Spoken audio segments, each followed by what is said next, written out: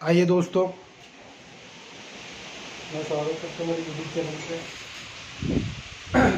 अभी जो हमने ऑर्डर रिक्वेस्ट कंप्लीट किया है, आज हम थोड़ा सी ग्रामर पे बेसिक बात करेंगे और फिर इसके बाद स्ट्रक्चर पे बात करेंगे, इंग्लिश का जो स्ट्रक्चर है, और फिर हम आगे मॉडल से स्टार्ट करेंगे पढ़ना।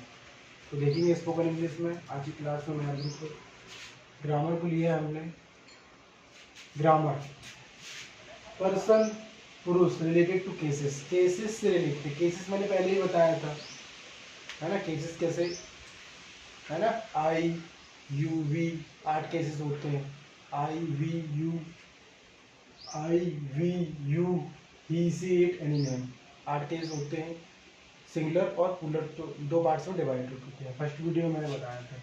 तो हम आज देखेंगे जो लोग बोलते रहते हैं first person, second person, third person, उन लोग कैसी कैटेगरीज में हमने डिवाइड करके रखा है। या अधिकतर एग्जामों में पूछता है ना, नौकरी के एग्जाम हो या 10th-12th के एग्जाम हो। फर्स्ट पर्सन कौन से होते हैं? आई और वी होते हैं। आई और वी क्या करते हैं? स्पोकर होते हैं, वक्ता होते हैं, मतलब बोलते हैं। बोलते हैं ना, मैं बोल रहा हूँ, आई स्पीक, वी हम बोल रहे हैं, वी स्पीक। तो इस तरीके से सेकेंड पर्सन क्या होते हैं? सेकेंड पर्सन होते हैं यू क्या होता है? लिसनर। आप लोग सुन रहे हैं, मैं बोल रहा हूँ यहाँ से, ऐसा बोलते हैं भाषण में जब खड़े होते हैं। आप लोग सुन रहे हैं, मैं बोल रहा हूँ, ऐसा बोलते हैं ना। तो सेकेंड पर्सन में क्या बोला गया है? श्रोता बोला गया है, सुनने वाला बोला गया है। थर्ड पर्सन क्या होते हैं? थर्ड पर्सन जो होते हैं he she it name they, topic, point, ठीक है, कोई भी चीज वो थर्ड पर्सन में आ जाती है। तो हमें सिर्फ इतना ही बेसिकली समझना है कि फर्स्ट पर्सन क्या होता है, सेकेंड पर्सन क्या होता है और थर्ड पर्सन क्या होता है, और इनके रोल क्या होते हैं, काम क्या होता है, इनको कैसे जाना जाता है, कैसे अपॉइंट किया जाता है। तो हमने ये सारी तीनों चीज़ें हमने समझ ली। तो ये छोटी सी ग्रामर है पर्सन, है ना, पुरुष रिलेटेड टू केसेस से। तो हम इसको आगे कंटिन्यू करते हैं। इसको आपको इतना ही समझना है बस।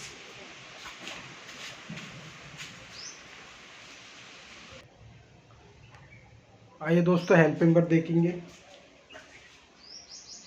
दोस्तों इंग्लिश बहुत ही, कहना चाहिए कि छोटा सिलेबस होता है सारी लैंग्वेजों में, और सबसे सरल लैंग्वेज होती है इंग्लिश, और बहुत ही पॉपुलर होती है और इंटरनेशनल लेवल में पहचान रखती है।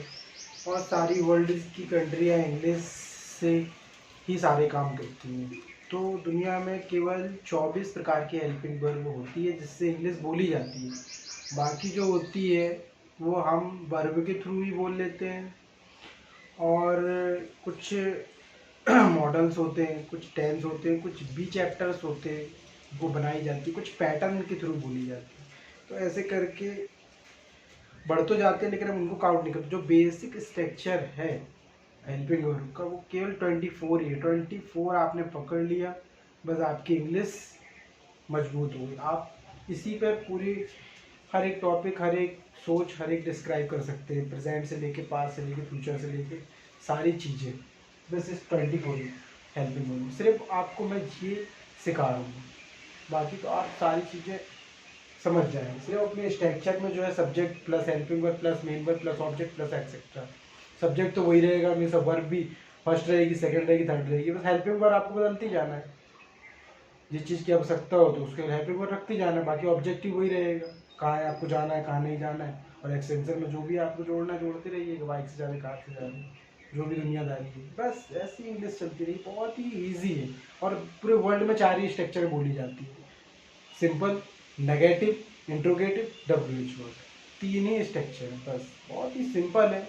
आप सिर्फ ठंडा दिमाग रख के इसको पूरे नोट्स को स्टडी करिए, आपसे ऑटोमेटिक बनेगी। अभी मैं सोच रहा हूँ कि कुछ गांव के जो गरीब बच्चे होते हैं और ये सारी चीज़ें होती, तो मैं एक जो स्कूल है ऑनलाइन स्कूल स्टार्ट करूँगा, जिससे मैं 8th 10th और 12th लेवल को इंग्लिश में और हिंदी में दोनों लैंग्वेज में इनकी मैं कम पढ़ाई को सारे जो चैप्टर्स हैं और सारे सब्जेक्ट हैं वो मैं पूरे कंप्लीट कराऊंगा। और आने वाले समय में इसका एक ऐप भी जारी करूँगा। अभी धीरे धीरे मैं इस पर काम करूँगा, क्योंकि हमारे देश पे एजुकेशन को लेकर बहुत ही दिक्कत है। तो मैंने सोचा है अगर हम पूरा नहीं देंगे तो किस किस को देंगे। और इसके माध्यम से देंगे तो हमारे सारे वर्ल्ड तक पहुंच सकता है, सारे देश तक तो पहुंच ही सकते हैं, एक कस्बे जिले स्टेट तक तो पहुंच ही सकते हैं। तो आइए हम देखते हैं ये हेल्पिंग वर्ड। हेल्पिंग वर्ड ये है, helping word there are 24 helping word. Helping word का शॉर्ट फॉर्म होता है HV। इस एम होती है, आर होती है, आपने सुना होगा was, were, shall, do, does, did, will, can, could, can का पास्ट होता है could, would, may, might, should, must, need, ये तीनों का मतलब होता है चाहिए। हैज, हैव, हैड, तीनों का मतलब होता है पास है। ठीक है। डेयर टू हिम्मत है, यूज टू किया करता था, आउट टू करना चाहिए था, धार्मिक नैतिक कार्य। ये हेल्पिंग वर्ब है, इससे हम इंग्लिश सारी बोलते हैं और इस 24 हेल्पिंग वर्ब से हम सारी इंग्लिश बोल लेते हैं। ठीक है। अभी मैं आपको इंग्लिश का थोड़ा सा स्ट्रक्चर बताऊंगा जो बहुत ही इंपॉर्टेंट रोल करता है हमारी स्टडी के लिए और इंग्लिश को समझने के लिए। इसके बाद हम इस एपिसोड को ख़त्म करके फिर हम नए सेशन से दूसरे एपिसोड में कुछ और डालेंगे। बी चैप्टर स्टार्ट करेंगे हम। आइए दोस्तों, हम इंग्लिश का ग्राफ देखते हैं जो बहुत ही इंपॉर्टेंट रोल करता है हमारी इंग्लिश को समझने के लिए। हम देखेंगे इंग्लिश ग्राफ। इंग्लिश ग्राफ ये होता है पैरामिड टाइप का होता है, पैरामिड टाइप का होता है जिसमें से कि स्ट्रक्चर जो होते हैं फॉर्मूले वो 4 होते हैं, simple, interrogative, negative, WH word और इंट्रोगेटिव। ठीक है। Simple, negative, interrogative, WH word. Cases जो होते हैं 8 प्रकार के होते हैं, मैंने बताया जो 2 पार्ट में, एक सिंगुलर होता है, एक प्लूरल होता है। आई, वी, यू, दे प्लूरल और ही, सी, इट में सिंगुलर होते हैं। केसेस उसको बोलते हैं। हेल्पिंग वर्ब होती है 24 हेल्पिंग वर्ब, इसके पहले मैंने भी बताया 24 हेल्पिंग वर्ब होती है। ये चारों राउंड में काम करती है, ये एक दूसरे से जुड़ी होती है। ये इधर से भी काम करेगी और इधर से भी काम करेगी, ये पूरा राउंड में काम करती है। ऐसे ही ये भी होता है बी चैप्टर।